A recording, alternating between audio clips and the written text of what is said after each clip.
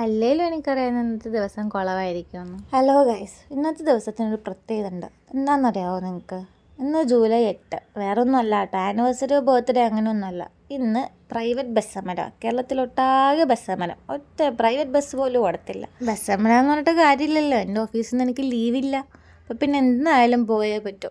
എങ്ങനെ പോകുന്നു പറഞ്ഞാൽ ഞാൻ വീട്ടിൽ നിന്ന് ഇറങ്ങി. അങ്ങനെ ഇറങ്ങിയപ്പോഴാലോചിച്ച് എന്നാൽ ഓട്ടോ മെട്രോന് ഹൈക്കോർട്ട് വരെയെങ്കിലും എത്താം. ഹൈക്കോർട്ടിലെത്തിയിട്ട് പിന്നെ അവിടെ നിന്ന് തീരുമാനിക്കാമെന്ന് വിചാരിച്ച് ഞാൻ നടന്നു. ചെന്നപ്പോൾ ഈ കാണുന്ന തിരക്കെന്ന് പറഞ്ഞാൽ ജങ്കാറിൻ്റെ ആട്ടോ. വേറെ ഒറ്റ മനുഷ്യർ ആ റോട്ടിലില്ല. പ്രൈവറ്റ് വണ്ടികളുള്ളവർക്ക് പോവാമല്ലോ.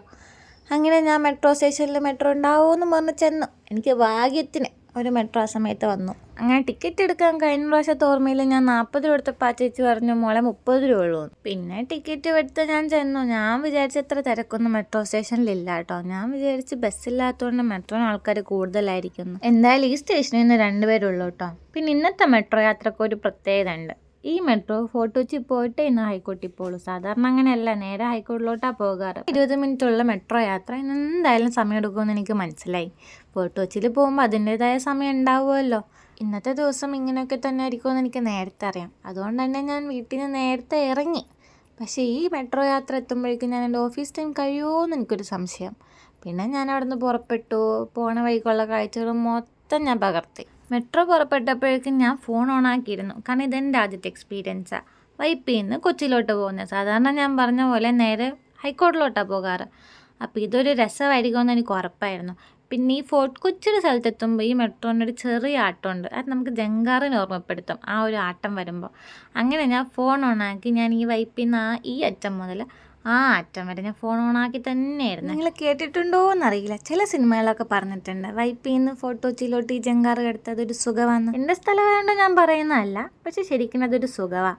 അത് പോയി എക്സ്പീരിയൻസ് ചെയ്താലേ നമുക്ക് മനസ്സിലാവുകയുള്ളൂ. ആ ജങ്കാറിൽ പോകുന്ന സെയിം എക്സ്പീരിയൻസ് ഇപ്പോൾ ഈ വാട്ടർ മെട്രോന് പോകുമ്പോൾ ആ ഓളത്തിലുള്ള ആട്ടവും ആ കാഴ്ചകളും അത് ശരിക്കും എക്സ്പീരിയൻസ് തന്നെ ചെയ്യേണ്ട കാര്യമാണ്. ഫാസ്റ്റ് ഫാസിൻ്റെ സിനിമയിൽ ആ ഡയലോഗ് ആലോചിച്ചിരുന്നപ്പോഴേക്കും ഫോട്ടോ വെച്ച് എത്തിയപ്പോഴും ഞാൻ പറഞ്ഞ ആട്ടം തുടങ്ങി. ചെറിയൊരു വീഗാലാൻഡ് റൈഡാന്ന് വിചാരിച്ചാൽ മതി. ആദ്യം ചെല്ലുന്നവർക്ക് അങ്ങനെ തോന്നുള്ളൂ. മെട്രോ നിർത്തിയതിന് ശേഷം അതിൻ്റെ ഉള്ളിലുള്ള ആൾക്കാരൊക്കെ ഇറങ്ങിയിട്ടോ. ഇവരൊക്കെ ഹൈക്കോർട്ടിൽ നിന്ന് വന്നവർ, ഇതുപോലെ ജോലിക്ക് പോകാൻ വന്നവരായിരിക്കും. ബസ്സില്ലല്ലോ. ഇവരെല്ലാം ഇറങ്ങിയതിന് ശേഷം അടുത്ത സെറ്റ് ആൾക്കാർ കയറി. നേരെ ഹൈക്കോർട്ടിൽ പോകേണ്ടവർക്ക്. ഫോർട്ട് കൊച്ചിയിൽ നിന്ന് കുറച്ച് തിരക്കുണ്ടായിരുന്നു. അവിടെ നിന്ന് ആൾക്കാർ കയറിയപ്പോഴേക്കും മെട്രോ ചെറുതായിട്ടൊന്ന് ഫില്ലായി. അടുത്ത ഡെസ്റ്റിനേഷനിലോട്ട് പോകാൻ മെട്രോ പുറപ്പെട്ടു. അതായത് നമ്മുടെ ഫോർട്ട് കൊച്ചിയിൽ നിന്ന് ഹൈക്കോർട്ടിലോട്ട്.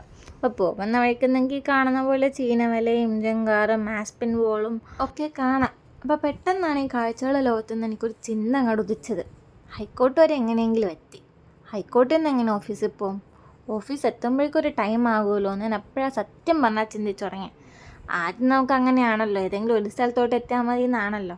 എന്തെങ്കിലും ആകട്ടെ, അവിടെ ചെന്നിട്ട് തീരുമാനിക്കാമെന്ന് പറഞ്ഞ് ഞാൻ നടന്നു. അപ്പോൾ എൻ്റെ മനസ്സിൽ പ്ലാൻ എന്ന് പറഞ്ഞാൽ ഷെയർ ഓട്ടോയിലുണ്ടാവും. ഷെയർ ഓട്ടോയിൽ കയറി പോകാം, അല്ലെങ്കിൽ KSRTC ഉണ്ടാവുമായിരിക്കും. KSRTC പോകാം, അല്ലെങ്കിൽ നടന്നെങ്കിലും പോകാൻ ഞാൻ തീരുമാനിച്ചു. സത്യത്തിൽ ഒരു പിടിയിലാണ്ട് ഞാൻ നടന്നു.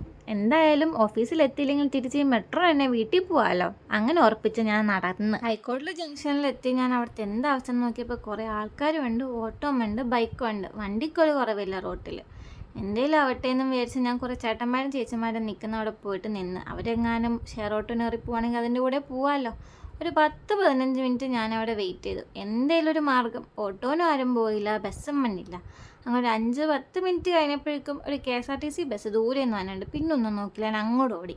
അതൊരു കാക്കനാട് ബസ്സാണ്. അപ്പോൾ എനിക്ക് ഉറപ്പായിരുന്നു തിരക്കായിരിക്കും. എന്നാലും ഞാൻ ആ ഇടിയിട്ട ആ ചേച്ചിമാരുടെ ഇടയിൽ ഞാൻ എങ്ങനെയെങ്കിലും അഡ്ജസ്റ്റ് ചെയ്ത് നിന്ന് എങ്ങനെയെങ്കിലും ഈ ബസ്സിൽ കയറിപ്പറ്റി ഓഫീസിലെത്തണം. തിരിച്ചു വന്ന കാര്യമേ ഞാൻ ചിന്തിച്ചിട്ടില്ല.